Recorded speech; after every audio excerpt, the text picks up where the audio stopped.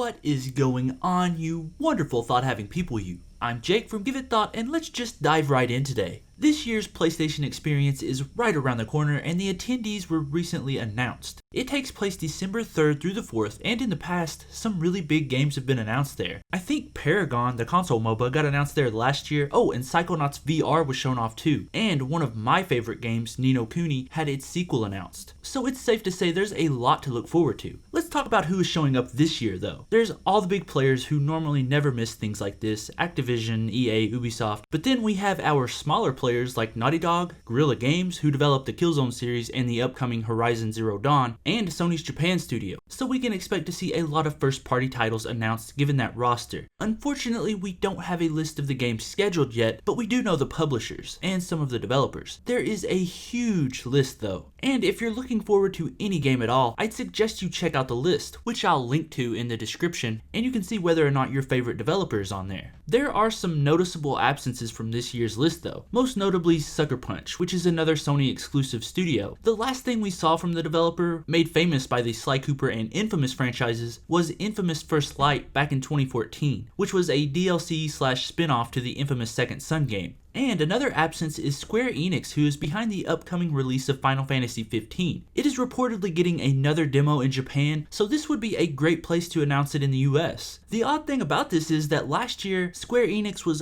all over PSX. They announced the PS4 Final Fantasy VII port and showed off some trailers for that game's remake to pretty much universal fanfare. It is really weird to see them, of all companies, missing from this list. Of course, there are a lot of companies missing, so tell me what you would like to see show up at this conference down below. Now let's move on to this age-old segment I've been doing forever on this channel. I mean, I must have done it a bazillion and 42 times now. So, let's speculate!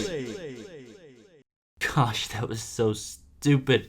Had to do it though. But as the segment title says, I wanted to speculate a little bit on what we're going to see at this event. The elephant in the room for me is Naughty Dog. Everyone is begging for a follow-up to maybe the best ever storytelling game, The Last of Us. I'm completely satisfied with it as it stands, but another heart-wrenching tale, either featuring Joel and Ellie again, or new protagonists, would be icing on top of that delicious fungi cake. But I doubt we'll see it here. I think there is still some promotion coming for an Uncharted 4 single-player DLC, and I'd put my money on the bet that this is what we'll be seeing from them. I'm not saying it's impossible, but it's not likely. And there's that Crash Bandicoot remaster that's coming, but I don't know how involved Naughty Dog is in that, so I'm not sure if that applies to them. And finally, there are those Jak and Daxter hopefuls out there, which include myself, but again, this is something I would be super surprised to see. The developer has mentioned interest in revisiting the series, but I doubt we'd see it this soon after Uncharted 4. Another standout for me is Sumo Digital. They are supposed to be working on a Dead Island sequel in place of Techland for Deep Silver, so we may get some more details on that. Of course, the developer also made The Last Little Big Planet, and since this is a Sony conference, another sequel may be on the table. Admittedly, I'd be much more psyched for Dead Island 2, but I'd take another Little Big Planet.